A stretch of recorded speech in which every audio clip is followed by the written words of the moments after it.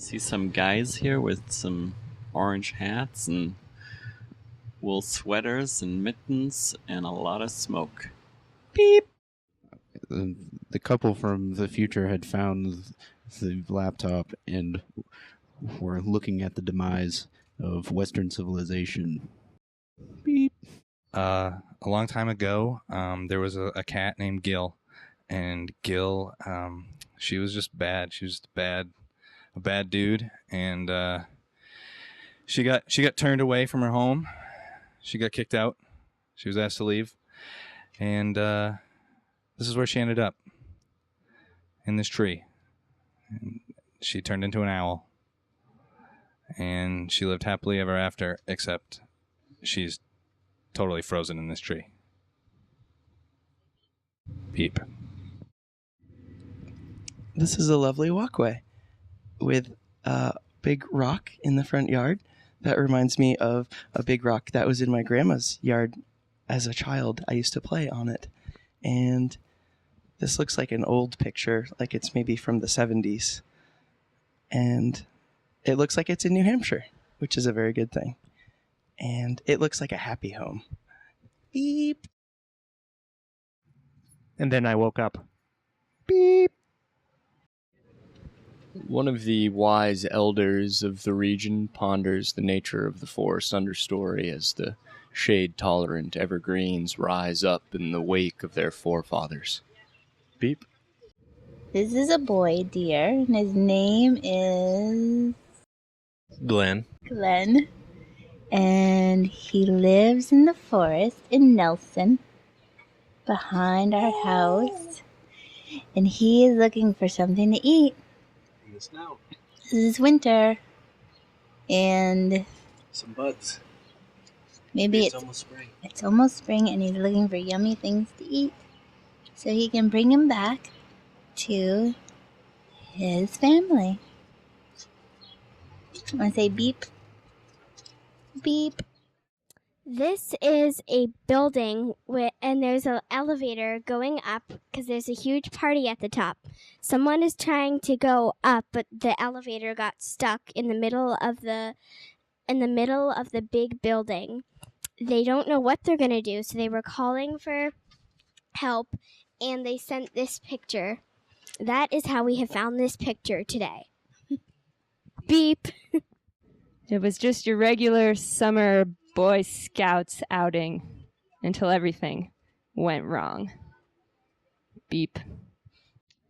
There was a fire in the hills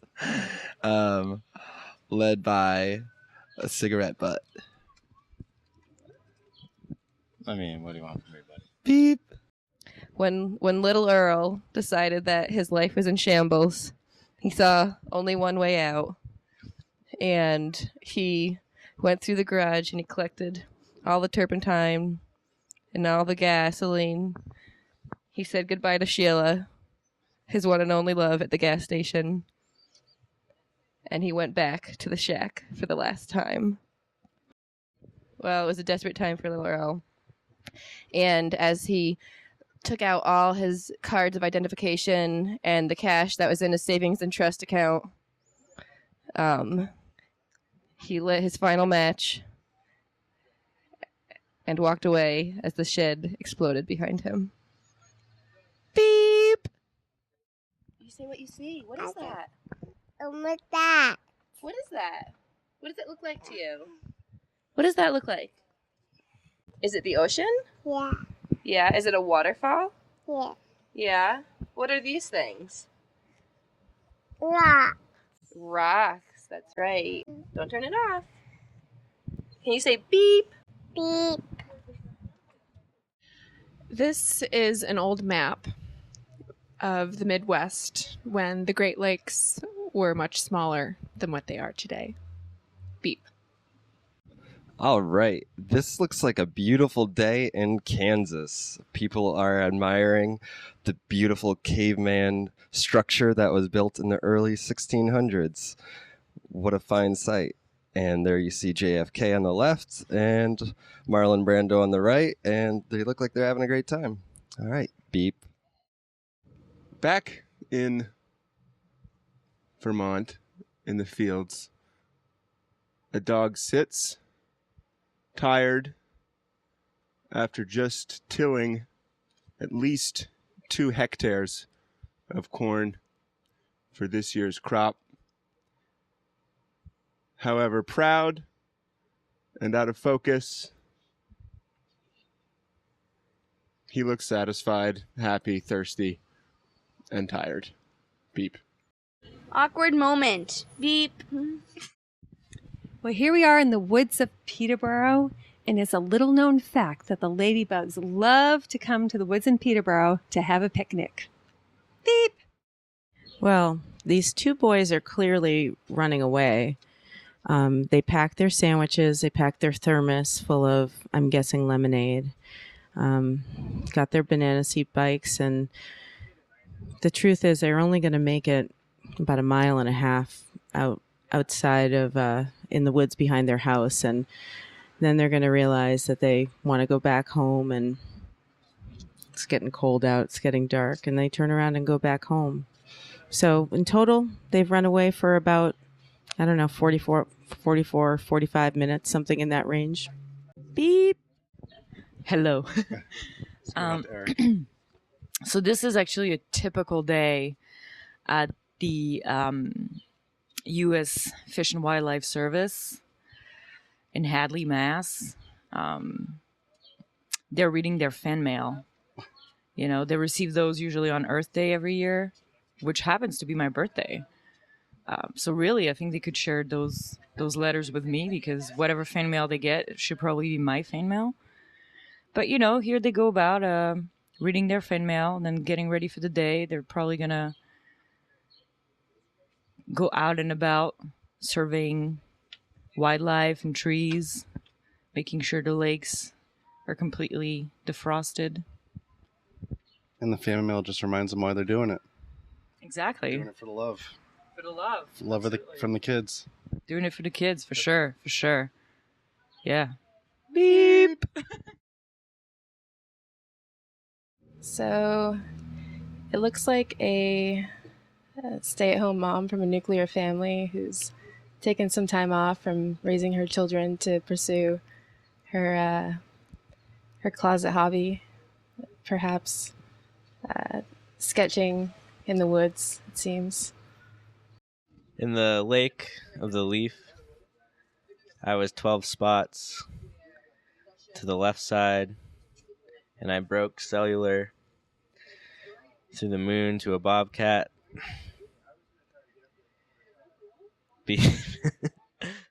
These gentle creatures are members of my parish. Beep. Checkered flannel, check. Patches for the back, check. Pom-poms and ear flaps, check. Beep. I don't care if I beat the race. This is the best space. Run! Beep! The pheasant, realizing that it's about to be shot by hunters and then consumed by a slathering dog. Beep! Beep, beep, huh? I dash. Here, that's yours. No, it's not supposed to make a sound. Just tell them what's on the picture. Oh, okay. There's a squirrel picture. Anything else? Huh? And there's one that. And there's another squirrel going that way. Okay. There's. How about a beep? Beep? Beep. Okay, so this man was hiking at Monadnock and came across a raccoon in a tree and had to cut it down. And there might be buried treasure. So he decided to blow the leaves away with his giant mechanism on his back. And there might be aliens that landed here. So Fox Mulder's like on the other side of the slide right now, checking out for some aliens around. Okay. Want to do Beep. This looks like the type of fellow that would pick up the phone and say, "Yeah, I can do that." Beep. This photographic collage of J. Edgar Hoover suggests that he's a man of many hats. Beep. Slay the dragon, insert your prick, and then the magic will be complete. Beep. The environmentally correct way. He has an empty skid and there's no trunks in sight, so he must be home. Going home. But it's the middle of the day. So I'm guessing lunchtime. Lunchtime, or it's Friday and he's all done with his week's work and he's just on his way. Beep. In the slide, you can see a young farmhand of the peasant class, and in rural Brittany in the early 1700s, a young man was not considered a man by the village until he had successfully wrestled and killed an ox of comparable weight or size to himself or the 3 elders in his family combined. So that is why the large ox is in the foreground, clearly being pursued by this young Briton farmer. And he's actually not allowed to enter the small cottage in the background until that ox is dead. And then his family will eat this ox all winter long, at which point he will prove his worth as a man to his society. Beep. The shuttle had landed, and Screezel arrived on this earth, in his flowered chair, chewing on the straps. They tasted like black licorice and blueberries and human tears. He was soon to grow older, and his host family would learn soon enough of the wonders that already existed within his mind. But as of right now, he was still smaller than a lawn chair and not able to do very much at all. They would just have to wait. Hey, Walt, what is it we're measuring anyway? I don't know, Don. Beep. Mr. Moosey is looking at you from a distance, hiding behind a tree. His large mass is easy to see. He doesn't know where he came from, and he doesn't know where he's going. But what he does know is that he's hungry, and he's looking at you. I'm riding a bicycle, stopped in motion. What's in my bag? Going to the market, dropping stuff off. Next door neighbor's house is pink. Pink. Pink. Pink. Awful pink. Pink. Pink. Pink. Pink. Pink. Beep. It was there that I remember it all started happening. I was reclining in the chair, and the brown sweater above me waited years for me to fit me. Eventually it did fit me. Eventually I did start driving the car that was behind me in this photograph, and eventually I owned the house that I'm on the porch here. It was a nice house. It burnt down. Beep. Sunlight. Bathes. Eggs. Veins. Bathe. We're in peaches. Are. In my Closet. but I can't See. where they Are. yes no Maybe. yes okay. Anyways, So the other day the peaches. had teaches And could not. be anything But what now counts as now. Are you sure? a peach. No.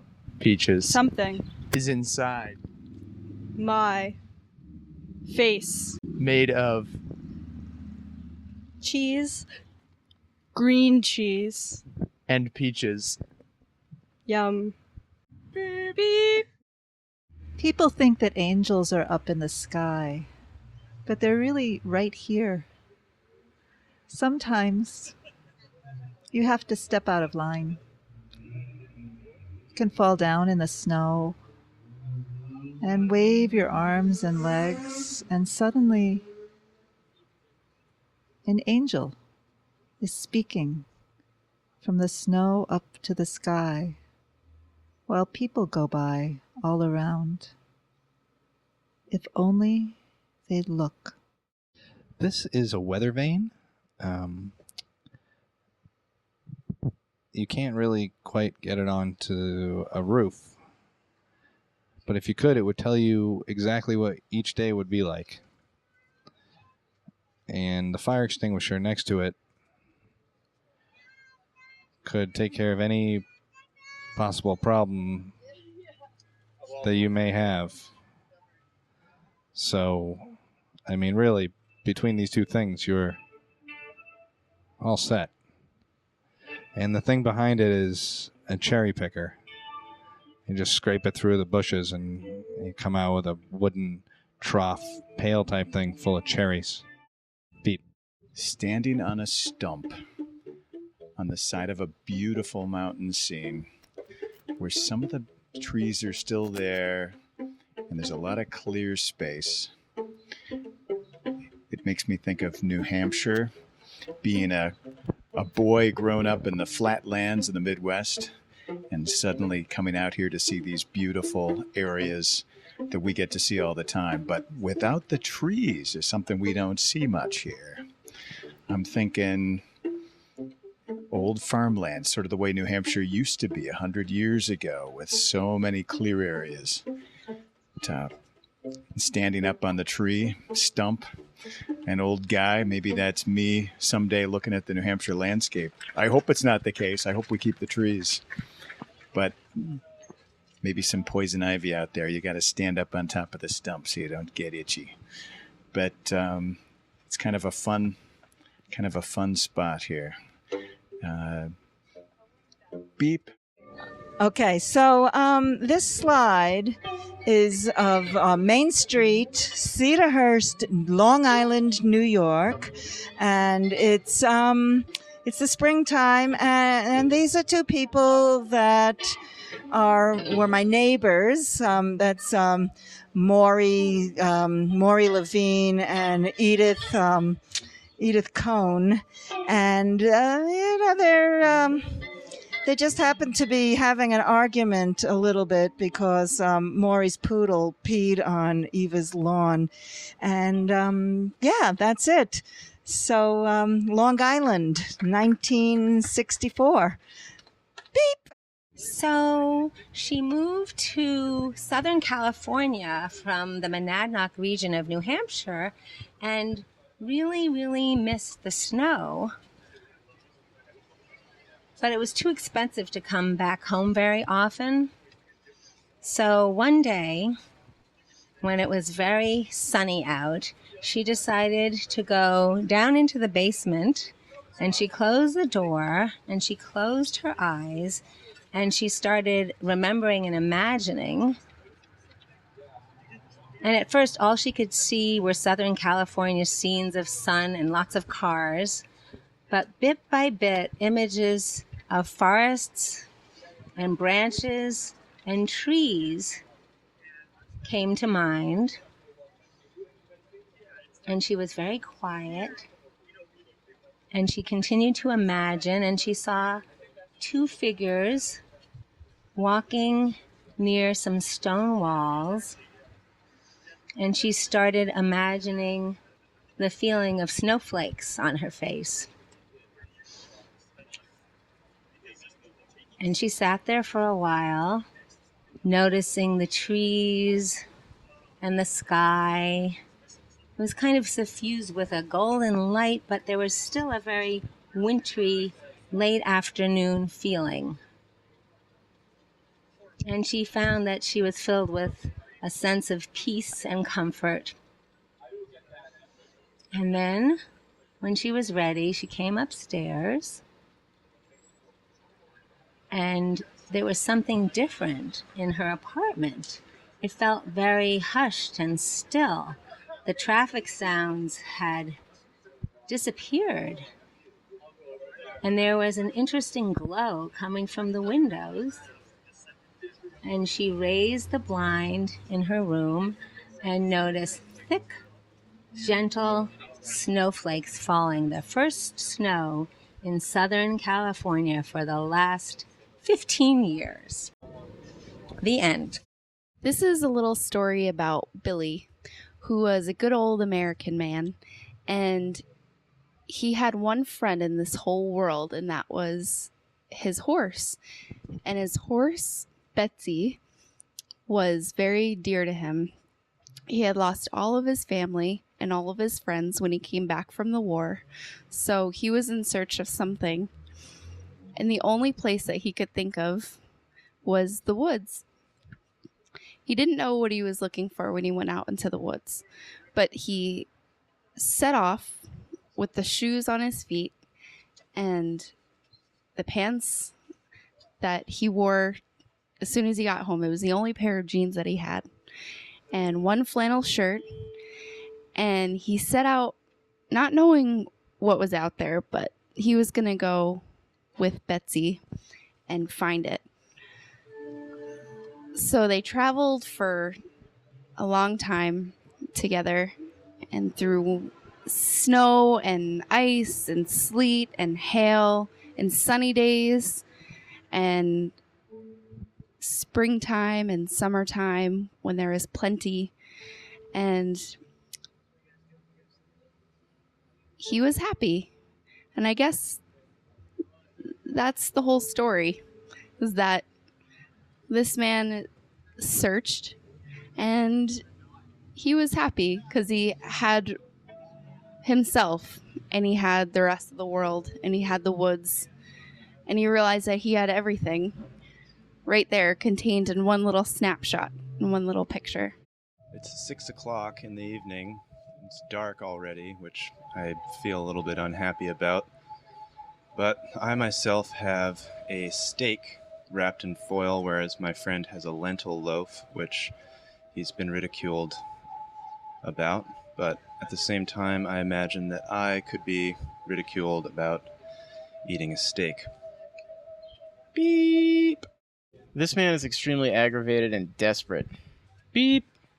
October 1973. It had been a dry summer. Halloween. That night, the kids decided that they were going to make a haunted house. And so they went down to old Mr. McCrae's that had long been empty for the last 15 years. An old stone building from the 1850s. They went inside. They gathered hay bales from Mr. Norton's farm that they stole in the middle of the night. And they filled it with the hay bales and scarecrows. And they had fires built in the fireplaces. And they invited all the neighborhood kids to come down and check out their haunted house. And then Joe decided this would be a good night to start smoking. So he lit up his first Marlboro Red, sat on the hay bale, not knowing how to smoke. When he went to ash, he ashed right on the hay bale. Little sparks started. He didn't notice this at first. He got up and went into the next room, where a genie was being a ghost. She scared him. He turned around. By this time, the hay bale was in flames. Not knowing what to do, everyone ran out. They looked back and watched as the whole thing went into flames. No one's been back since. Beep. What are we doing? We're talking about the picture. Oh, right. Yes, awesome picture. Fall foliage, New England. Where in New England? That's a good question. I'm looking at the mountain in the background. Tough to say. Nice sugar maple right there. Nice field. I should probably know who this character is in front of me, but I don't. The shirt goes with the tree pretty nicely. I'm guessing it's somewhere mid-range New Hampshire. Probably. Sunapee area? It could be in the Sunapee area. Yeah. But Maybe, what do you think he was doing? Maybe going for a hike? no, I think he's contemplating things. What's he contemplating? Well, the general idea would be he's contemplating life, but I think if you want to get a little more detailed, possibly the fact that he still has to mow this hayfield next spring and next summer, and there's an awful lot to do. It's a big field, probably from what I'd say, I don't know, 40 acre, maybe not quite that big. I can't see to the right side Too there. bad that tree doesn't have some apples so he could have a snack. He might be hungry. It looks like it's either early morning or late in the afternoon. Deep thought usually provokes hunger. And you don't usually think that hard in the morning. You usually have things to do. Anything else you can think of for what he's thinking about? I think he thinks he's glad he doesn't have to rake those leaves. I think you're right. He also knows there's not a lot of board footage in that tree because it's a real nice looking tree, but not real clean and straight. Okay. Beep. Beep. Oh my. Oh my. Look at that. Is that Simon? No, wait a minute. I think that's me. No, that's Simon in the background. And that's me near the flames. Beep. Ever since I was young, I had always wondered if wood paneling really existed. We lived in a modern house, so we didn't have any. But my dad told us that when he was growing up, there was lots of wood paneling around. By the summer that I turned 16, we took a road trip in my dad's old Coors, what would you call this, a box truck? It was a diesel, so it smelled bad, and he didn't have air conditioning, so we kept the windows open. We drove far and wide until we found this really old trailer park out in Alabama, and really late one night, we broke into one of the crummier looking ones, and sure enough, there was wallpaper, so that didn't quite work out.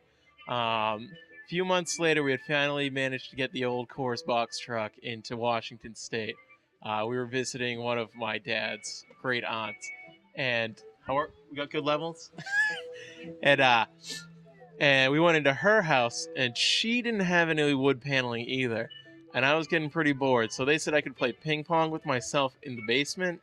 So they put up like one side of the ping pong table, and when they lifted up that side of the ping pong table, underneath was all this old wood paneling that they had taken down from the walls of the house.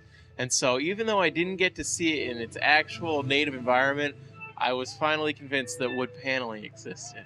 So, beep! I can't believe you forgot the tent. Now we're sleeping on a tarp in Alaska.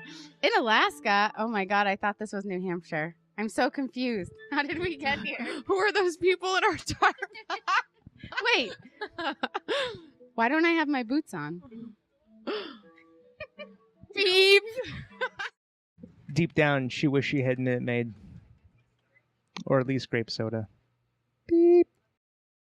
I see 2 houses and a hunter with his dog who just caught something, calling the dog to him. Getting ready after a long day, working outside, calling his loving dog back to him. And they're getting ready to go home and make some soup by the fireside. It looks like it's cold because there's no leaves on the trees.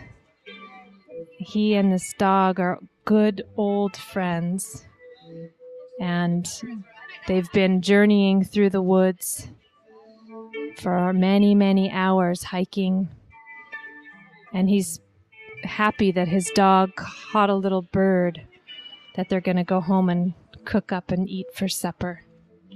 Anything that you want to see, that you want to say, Eliana? Beep.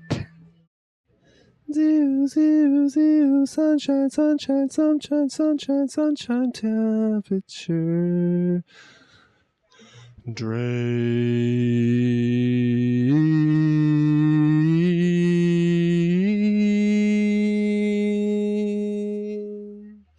What did we learn in school? What did we learn in school? What did we learn in school? What did we learn in school? What did we learn in school? What did we learn in school? We learned about tree growth. We learned about tree growth. We learned about tree growth. We learned about tree growth. We learned about tree growth.